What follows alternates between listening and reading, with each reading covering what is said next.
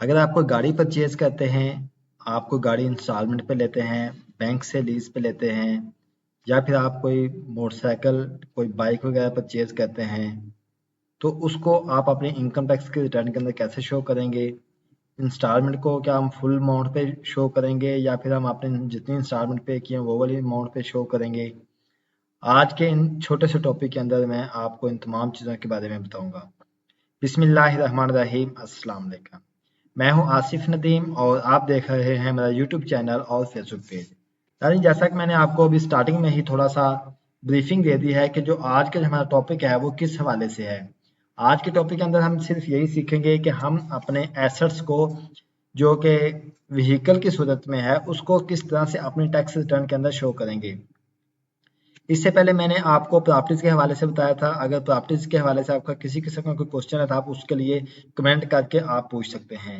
लेकिन आज का जो हमारा टॉपिक है ये है व्हीकल्स के हवाले से, हमारा जो गाड़ी है या कोई बाइक है या कोई इस तरह से कोई चीज़ है उसके हवाले से। तो चलें इसको अभी हम जो है ना वो देख लेते हैं कि किस तरह से हमने इनको शो करना है, कैसे हमने इनको लेके चलना है। अभी आपको बताता हूँ। आपका इनकम टैक्स से रिलेटेड या सेल टैक्स से रिलेटेड किसी भी किस्म का कोई क्वेश्चन हो तो आप मेरे से बिला झिझक पूछ सकते हैं। तो चलिए मैं अभी लॉगिन करता हूँ। लॉगिन करके तो अपना स्टार्ट करता हूँ। मैं इसको लॉगिन कर लेता हूँ यहाँ पे, और लॉगिन मैं अपनी ही फाइल को लॉगिन करता हूँ और यहाँ से मैं अपनी जो टैक्स की रिटर्न है वो मैं खोल लेता हूँ। मेरे पास जो टैक्स की रिटर्न ऑलरेडी मैंने खोली हुई है, ओपन की हुई है, मेरे पास ड्राफ्ट के अंदर पड़ी हुई है। तो मैं जस्ट यहाँ पे इसको एडिट करूंगा।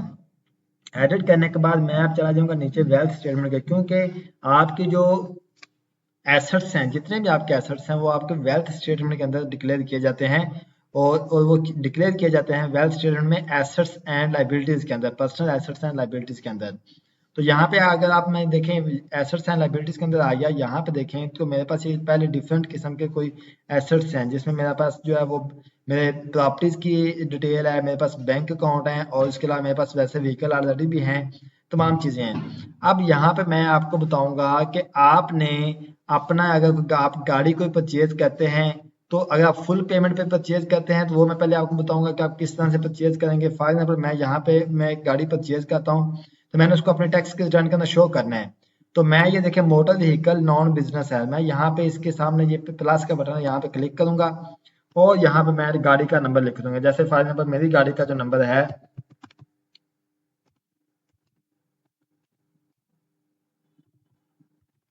ये मेरी गाड़ी का नंबर है। अब मैंने गाड़ी का नंबर लिख दिया और नीचे जो मैं लिख दूंगा वो मैं लिख दूंगा जो गाड़ी है आपके पास। जैसे मेरे पास होंडा सिटी है, तो मैंने होंडा सिटी लिख दिया। और उसके बाद आपने क्या करना है, आपने यहाँ पे इसको सबमिट पे क्लिक कर देना है। तो आपके सामने ये वाला बॉक्स आ जाए जहाँ पे आप इसकी वैल्यू लिख सकते हैं। अब मैंने ये जो गाड़ी है ये मैंने जनाब परचेज की है 26,50,000 की।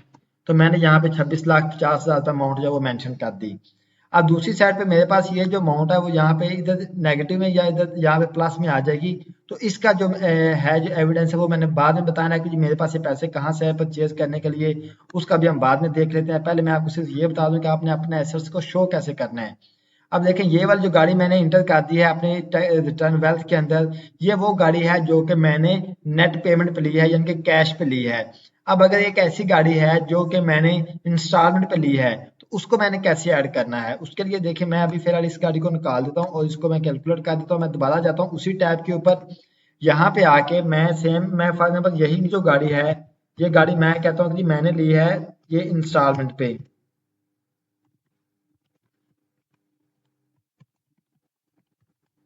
मैंने ये गाड़ी इंस्टॉलमेंट पे ली है, मैं इसको सबमिट कर दूंगा। अब मैंने ये, क्योंकि मैंने इंस्टॉलमेंट पे ली है बैंक से, ठीक है, तो मैंने ये जो गाड़ी है ये मैंने ली है, एग्जांपल ये है कि ये मैंने जनाब 35 लाख रुपए की गाड़ी ली है बैंक से, ठीक है। तो मैं अपने एसेट्स के अंदर पूरी अमाउंट शो करूंगा 35 लाख रुपए। उसके बाद मैं नीचे आ जाऊंगा, यहाँ पे मेरे पास ऑप्शन है लाइबिलिटीज की, ये देखें लाइबिलिटीज की ऑप्शन है। इसके लिए मैंने क्या करना है, मैंने यहाँ पे प्लस पे क्लिक करना है और फिर मैंने यहाँ पे रेफरेंस लिख देना है कि instalments payable against car LZT 66। मैंने ये रेफरेंस लिख दिया। मैंने अभी इस गाड़ी के अगेंस्ट मैंने इंस्टॉलमेंट पे करनी है। अब इसको मैं सबमिट कर दूंगा। अब यहाँ पे जो क्वेश्चन आता है कि हम यहाँ पे अच्छा, अब यहाँ पे जो है वो मैंने आपको बताना है कि आपने यहाँ पे वैल्यू कौन सी शो करनी है। देखिए आपको मैंने जैसा कि ऊपर बताया कि 35 लाख की गाड़ी है जो कि मैंने बैंक से ली है इंस्टॉलमेंट पे। अब मैंने इसमें से 35 लाख में से 10 लाख रुपया जो है वो दिया है बैंक को, या जिस बंदे से गाड़ी ली है इंस्टॉलमेंट से, जिस अदारे से लिया है उसको मैंने 10 लाख रुपया एडवांस दिया है। तो बाकी जो मेरे पास पैसे हैं, जो 25 लाख बचेंगे, वो मैंने देने हैं किस्तों में। अब ये जो गाड़ी मैंने ली है, ये मैंने ली है फॉर एग्जाम्पल अप्रैल में ली है, अप्रैल 2024 में गाड़ी ली है। अब चूंकि हम 2024 की रिटर्न फाइल कर रहे हैं, तो अप्रैल से लेके जून तक मेरे पास बाकी 2 महीने बचते हैं, यानी कि मई और जून। और मेरी जो माहाना किस्त है वो 50,000 रुपया है। तो इसका मतलब ये है कि मैंने गाड़ी जो है 10 लाख रुपया मैंने एडवांस दिया था गाड़ी का, और उसके बाद बाकी सारी मैंने किस्तें करवा ली थी। उन किस्तों में से 2 महीने, क्योंकि मेरे 2024 टैक्स ईयर के अंदर आते हैं, मई का और जून का, और उन 2 महीनों की जो इंस्टॉलमेंट है वो है 1 लाख रुपया बनती है, 50-50 हजार रुपया दोनों महीने की। तो टोटल जो मैंने पे कर दिया है फिर इस गाड़ी के अगेंस्ट, वो मैंने कर दिया 11 लाख रुपया, यानी कि 10 लाख रुपया एडवांस और 1 लाख रुपया जो है वो मैंने जो उसको दिया है इंस्टॉलमेंट के सूत्र में। ठीक है, तो ये टोटल जो मैंने पे कर दिया गाड़ी के अगेंस्ट वो मैंने कर दिया 11 लाख रुपए। अब 35 लाख में से अगर आप 11 लाख रुपया निकाल देंगे, बाकी बचेगा 24 लाख रुपए। तो 24 लाख रुपए जो है इसकी आप अपनी लाइबिलिटी क्रिएट करेंगे कि आपने अभी जिस अदारे से आपने गाड़ी ली है, आपने बैंक से ली है या जिससे भी ली है, आप उस अदारे को अभी आपने 24 लाख रुपए पे करने हैं, तो ये आपके लाइबिलिटीज के अंदर आ जाएगा। तो अगर मैं यहाँ पे फॉर एग्जाम्पल देखें, अगर मैं यहाँ पे ये अपनी लाइबिलिटी क्रिएट नहीं करता, मैं एक दफा के लिए इसको जीरो रखता हूँ सिर्फ आपको समझाने के लिए, और मैं यहाँ पे जो गाड़ी है, तो अगर मैं उसको जीरो रखता हूँ तो यहाँ पे देखें मेरे पास 35 लाख रुपए नेगेटिव ये आ रहा है प्लस में। अभी इसका सोर्स नहीं है मेरे पास कि मैंने जो बताना है कि 35 लाख रुपए कहाँ से आया है।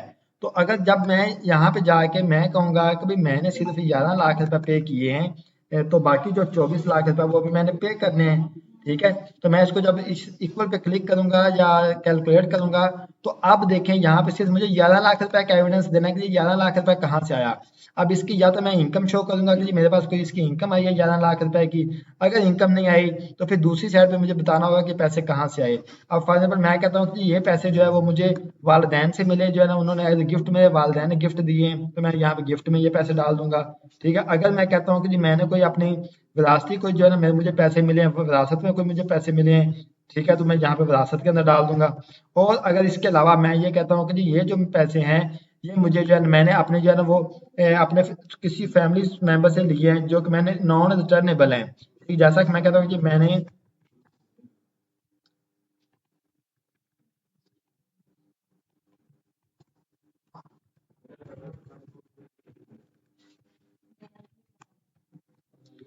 फादर पर मैंने जनाब इनसे लिए हैं पैसे, वाइफ से लिए हैं पैसे, तो मैं यहाँ पे इनकी नरेशन डालकर ये पैसे लिख दूंगा।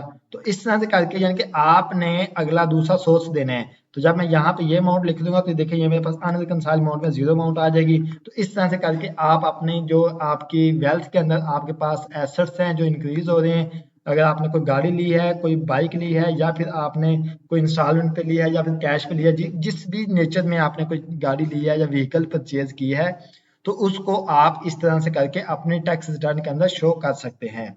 उम्मीद है आपको वीडियो अच्छी लगी होगी। अगर आपका इससे रेलिवेंट कोई क्वेश्चन है तो आप उसके लिए कमेंट करके आप क्वेश्चन अपना पूछ सकते हैं, ताकि आपका जो माइंड में जो भी क्वेश्चन है, जो भी आपका कंफ्यूजन है, वो दूर की जा सके। अस्सलाम वालेकुम।